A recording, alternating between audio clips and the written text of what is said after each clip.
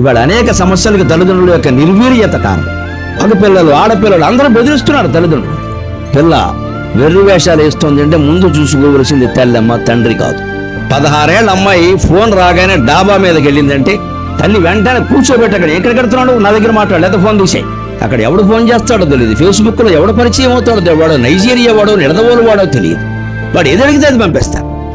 కొడుకు దురభ్యాసపరుడయ్యాడు, దుడుకుగా మాట్లాడుతున్నాడు, ఎప్పుడో వెడుతున్నాడు, ఎప్పుడో వస్తున్నాడు, ఎప్పుడు వస్తాడో తెలియదు అంటే తండ్రి తప్పు ఖచ్చితంగా కూర్చోబెట్టి అడగాల్సిన. అలా మన పిల్లల్ని మనం అనలేకపోతాం.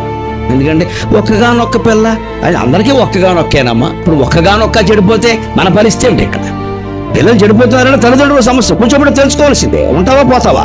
ఈ మాట చాలా మంది మహిళలకి నచ్చదమ్మా. ఇవాళ ఎవ్వడూ పెళ్ళైన మొగాడికి ఒక్కడు కూడా నువ్వు మాట్లాడకుండా ఊరుకోరాదా అనే ధైర్యం లేదు. ఎవరికైనా ఉంటే వారికి నమస్కారం. ఖచ్చితంగా భర్త ఇంట్లో అందరిని అదుపులో పెట్టవలసిందే. అది లేకపోవడం వల్ల మొత్తం ఆడ మగ తేడా లేకుండా అందరూ రెచ్చిపోతున్నారు. ఇక్కడ దానికి ఉపయోగించవలసిన మంత్రాలన్నీ ఉపయోగించవలసింది. కుటుంబానికి నువ్వు యజమానివి. ఆ రకమైన కాస్త ధైర్యం ఉండాలి మనిషికి. ఏమిటవుతుంది చెప్తే వినరేంటి? రేపొద్దున వీధులు పెడితే ఎవడు చూస్తాడు? ఇక్కడ చెప్పాలంతే ఖచ్చితంగా. అతను నైపుణ్యం లేకపోతే పెళ్లి చేసుకోవడమే అనవసరం. ఈ కుటుంబం ఎవరిదంటే మగాడి పేరు చెబుతారు ముందు. ఎన్ని రకాల అభిప్రాయ భేదాలు ఇంట్లో ఉన్నా సరే ఒక మాట చలామణి కావాలి, నోరు మూసేయాలి మిగిలిన వాళ్ళందరూ. ఇది పెత్తనంగా భావిస్తే ఎవరేం చేయలేరు. ధర్మాన్ని కాపాడు, కుటుంబానికి ధర్మం ఉంటుందమ్మా. ఈ ధైర్యాన్ని సమాజంలో నింపాలి. పిల్లలకి 9వ ఏట నుంచి 8వ ఏట నుంచి నేర్పాల్సింది ఏమిటో తెలుసా? ఇవాళ తల్లిదండ్రులకు కూడా ప్రత్యేకంగా చెప్పాలమ్మా. ఎప్పుడైనా టీచర్ గురించి ఇంటికి వచ్చి ఒక కంప్లైంట్ ఇస్తే పేలిపోవాలి వెంటనే. టీచర్ గురించి చెప్పొద్దని. మీకు నచ్చచ్చు, నచ్చకపోవచ్చు. విద్యా వ్యవస్థ బాగుండాలన్నా, పిల్లలు బాగా పెరగాలన్నా ఇది ఒక్కటే మార్గం.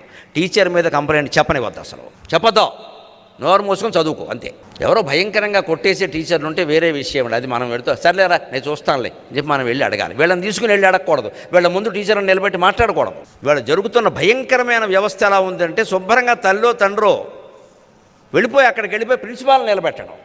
టీచర్ని పిలవండి, కొట్టడానికి డబ్బులు కట్టాం. ఇలా మా నాన్న మా అమ్మ మాట్లాడకపోవడం వల్ల ఇవాళ ఇన్ని వేల మంది ముందు నేను మాట్లాడగలుగుతున్నాను. నమస్కారం మీకు అందరికీ, నమస్కారం. 6వ తరగతిలో మా మాస్టర్ ఒక ఆయన నన్ను కొడితే ఇంటికి వెళ్ళి చెబితే ఏ చెంప మీద కొట్టాడని మా నాన్నగారిని అడిగి 2వ చెంప ఆయన బగల కొట్టాడు. ఇంటికి వచ్చి చెబుతున్నావా అని. మళ్ళీ అప్పటి నుంచి ఎప్పటి వరకు ఏం చేసినా ఎవరికి చెప్పుకోలేదు, కొడతారేమో అని. తండ్రి ఇచ్చిన ట్రైనింగ్ అటువంటిది. టీచర్ మీద నేరం చెబుతున్నావు నువ్వు, ఇది శతకం. నచ్చదు ఇవాళ, అసలే నచ్చదు చాలామందికి.